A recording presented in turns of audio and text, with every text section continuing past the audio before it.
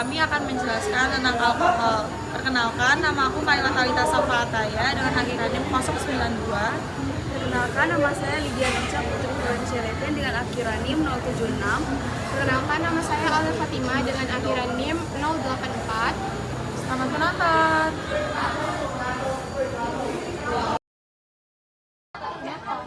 Halo semuanya, aku Kayla Talita Safataya dengan akhiran NIM 092. Di sini aku akan menjelaskan tentang pengertian alkohol dan tata nama alkohol.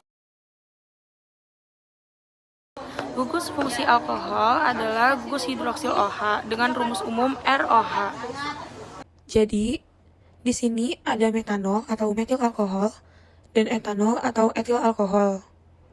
Di kotak sebelah kiri, itu adalah R-nya, dan di kotak sebelah kanan, itu adalah gugus hidroksil atau OH-nya. Maka dari itu, rumus dasar alkohol adalah ROH. Secara umum, nama alkohol berakhiran O. Pada alkana, akhiran A-nya diubah menjadi O. Ini untuk contohnya. Yang pertama ada alkohol primer, di mana OH terikat pada karbon atau C primer. Di sini ada propanol. Dari propana ditambah dengan satu gugus fungsi hidroksil menjadi propanol atau profil alkohol. Kemudian ada alkohol sekunder, di mana OH-nya terikat pada C sekunder. Contohnya adalah isopropanol atau 2-propanol. Lalu ada ters-butanol atau 2-metil-2-propanol, yaitu contoh dari alkohol tersier. Yang terakhir ada fenol, di mana OH-nya terikat pada fenil atau gugus benzen. Di sini ada 1 bromo, 3 metil, 2 butanol. Nah, pertama, kita tentuin dulu nih rantai utamanya, yang memiliki karbon terpanjang. Kemudian, kita beri nomor dari C yang terdekat dari gugus fungsi. Kemudian kita beri nama. Untuk halogen, kita tambahkan nama halogennya, yaitu bromo.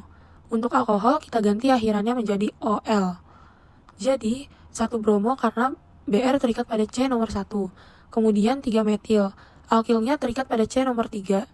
Dan yang terakhir itu 2 butanol karena gugus hidroksil OH. Untuk contoh kedua, langkah penamaannya sama seperti di contoh pertama. Halo, perkenalkan saya Lydia Nurca Putri Florencialeten.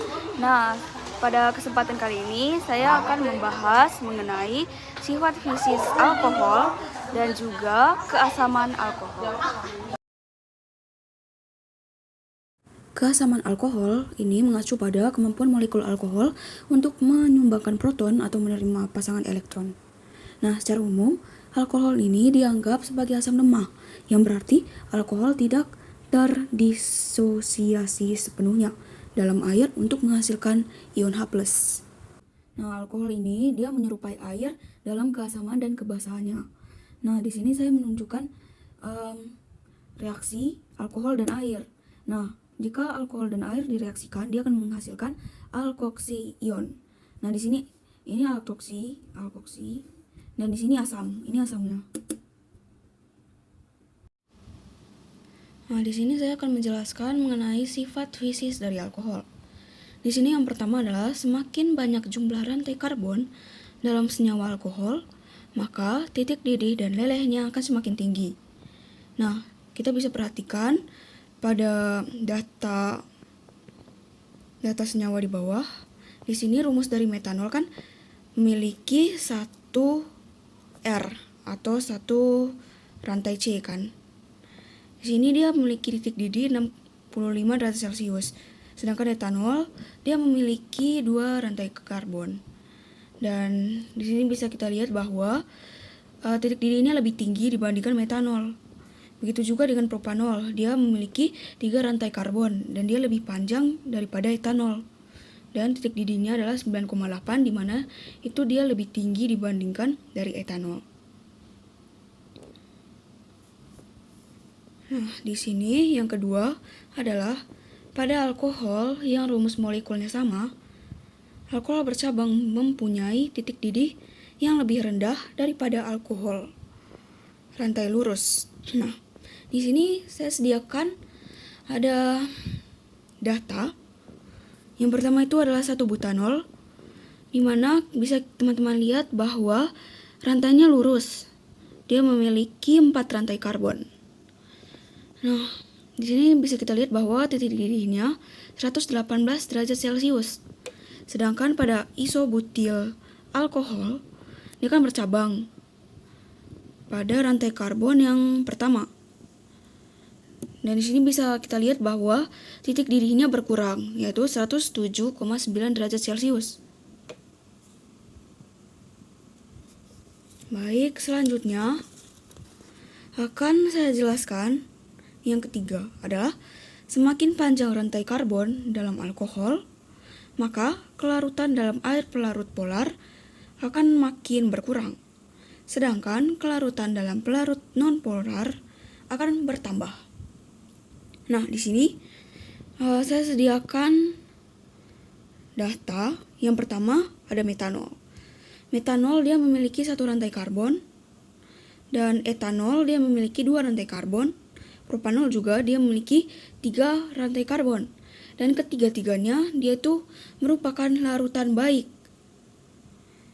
Nah, sedangkan di sini bisa kita lihat butanol dan juga pentanol dia memiliki rantai karbon melebihi 3. Dengan butanol dia memiliki 4 rantai karbon dan kelarutannya kurang dari 100 gram. Dia memiliki jadi begini, dalam 100 gram air yang dapat larut hanya 8,3 gram alkohol saja. Begitu juga pada pentanol. Nah, di sini pentanol dia memiliki 5 rantai karbon. Dan dia dalam 100 gram air yang dapat larut itu hanya 2,3 gram alkohol saja. Aku Alia, di sini aku akan menjelaskan tentang materi sintesis alkohol dan juga reaksi alkohol. Di sini saya akan menjelaskan tentang sintesis alkohol.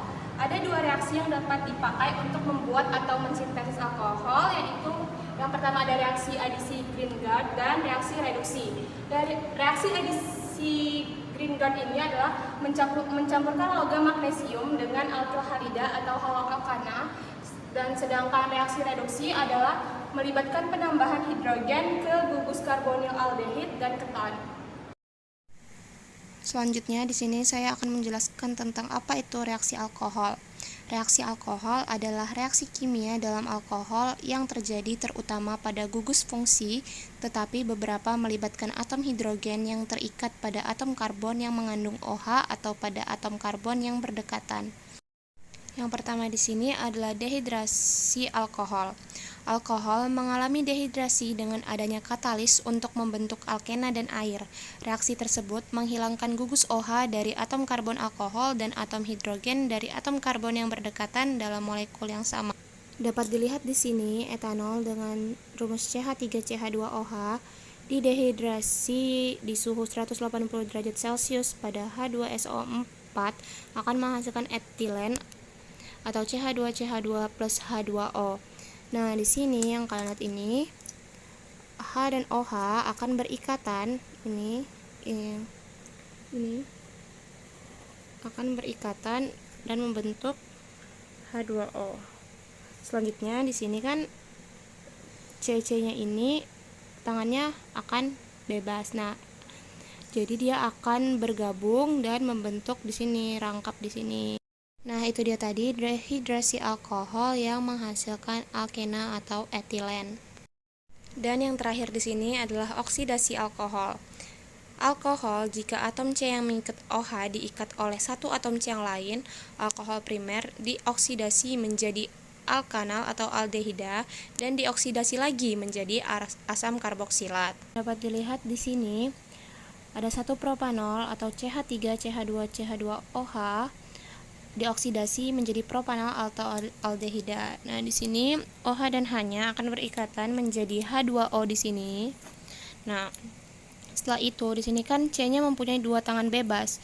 Nah, O ini juga mempunyai 2 tangan. Jadi O-nya ini nanti akan bergabung dengan ini dan membentuk rangkap 2 di sini.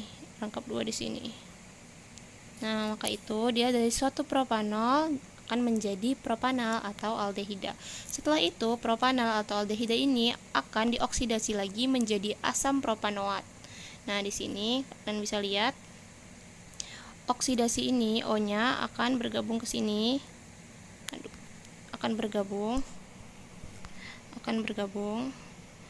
Nah, dan membentuk rangkap 2 di sini. Bukan rangkap 2, di sini dia akan membentuk OH. Dari CH menjadi COH. Sekian itu dia tadi video tentang materi alkohol dari kelompok kami. Semoga dapat bermanfaat. Bye bye.